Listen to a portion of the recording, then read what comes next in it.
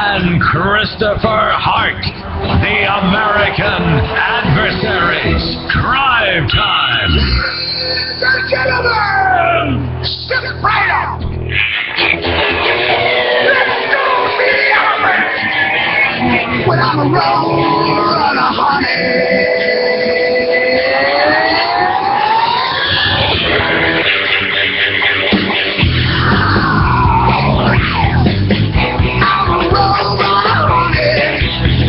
Can't keep up with me.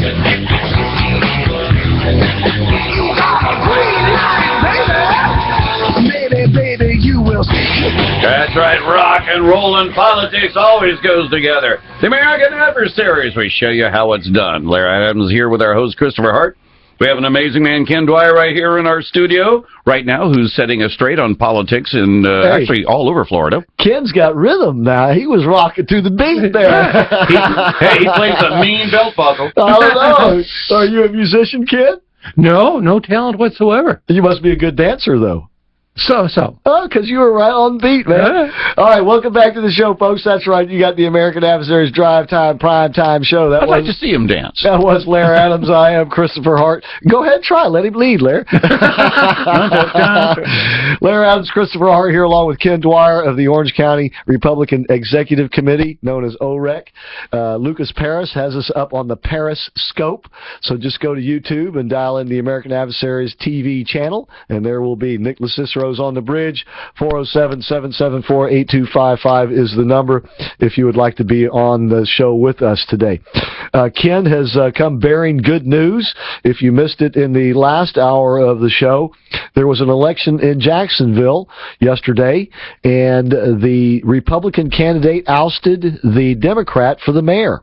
Lenny Curry beat Alvin Brown and has become the new, now Republican mayor of Jacksonville, and a fellow by the name of Williams. Do you know? Mike Williams. Mike Williams is now the new sheriff of Jacksonville, Duval County, I should say. It's one and the same. And that's two big victories for Republicans. I just want to read a little bit of an article that was from the Times Union. I guess that's the Jacksonville Times Union. It says, with all 199 precincts reporting, Curry had 51%, or 103,000 votes to Brown's 48%. Just soak it in with me, Curry told raucous supporters at his election right party at the downtown Hyatt. The work starts now. Outsiders will suggest the race, the most expensive in city history, largely run by outside operatives, that's the key phrase there, has shades of the 2016 presidential election because both candidates have ties to national political figures. But at home, the stakes were clear. Jacksonville is a cash-strapped city with a $1.62 billion debt to the police and fire pension fund. Violent crime dominates the headlines. Long, persistent divides of wealth, race, and schooling define the differences amongst the sea of neighborhoods in the largest city by area in the continental United States. Kind of sounds like an assessment, though, a microcosm of the nation as a whole. You've got it. Remember, this is the home of Corrine Brown. Yeah, it is. And where they have all these problems and these needs, and they put a swimming pool on top of their stadium. Well, that's probably done. I understand that, yeah, but still, it kind of goes to that same, waste your money on something that really won't help anything. Well, sure didn't help their team. What's encouraging here is, like we were saying earlier, is that Curry and Williams both went back to the basics. We're going to budgetary issues, crime issues. Those are the things that people, they're worried about, the pocketbook issues and security issues. Basically what it boils down to. That's it. What you discussed at the kitchen table. Exactly. And so that's the winning formula here.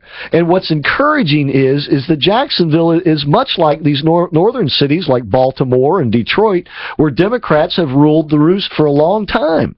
And go ahead, Ken. Yeah, well, that's exactly it. And one of the things is you come down to Florida, and it takes you still some time to accommodate and think about why you left to the north in the first place. Because people come down here and they register Democrat. They bring their liberalism with them. But what's encouraging is that a Democratic run city for a long time, without the benefit, if you want to call it that, of riots, has turned away from the liberal solution and now is going to at least give the conservative solution a chance. Well, think of it as, can we still deliver all those services and collect all those taxes? If we don't start prioritizing the services that we're going to deliver, we'll never get anything done. And by the way, Lenny Curry does have an accountant background, so he knows how to crunch numbers. He knows, the bottom line. Mm-hmm. And as an accountant, he knows the principle that you never get ahead by spending more than you bring in. Exactly. And that's the whole thing, is that I think that Romney could do the part of talking about the money, but he never followed up by saying okay, now that we've got the money, why are we doing it? We're doing this to help people. A government can't help people if it doesn't have the money, and it can't help people unless it makes a choice on focusing on services that it's going to deliver and can deliver versus the pool on top of the stadium. Or maybe a soccer field. Yeah, exactly, like downtown Orlando here. You want to talk about a boondoggle.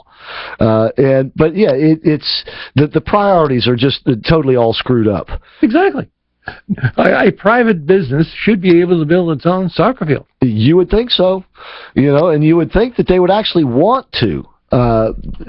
It's beyond me why private entities, well, I mean, it's obvious. I mean, they want the millions, but strings always come attached. It's never really, at the end of the day, the best relationship. But we got a corporate welfare concept going in the nation. Right. All right. So therefore, one of the things corporate leaders are now doing is trying to get on the same gravy boat with everyone else. Well, in a way, you kind of can't blame them. If there's gravy out there to be gotten, why not go for some of it? But the solution does start back, in Washington or at the government offices to finally say, look, welfare is not good no matter who you're giving it to. Whether you're giving it to a corporation or you're giving it to an individual, what you are ultimately doing is weakening them in the process because they become a slave to that welfare. And I think that's where our corporations are right now. Well, exactly. Now, let's reverse it. In California, you have Silicon Valley. Right. They're getting money. And what's happening? They're still supporting the same liberal causes. Oh, yeah. All right. So the state never progresses. Right. And people end up leaving. They end up leaving the state and, unfortunately, taking their liberal politics with them, many of them.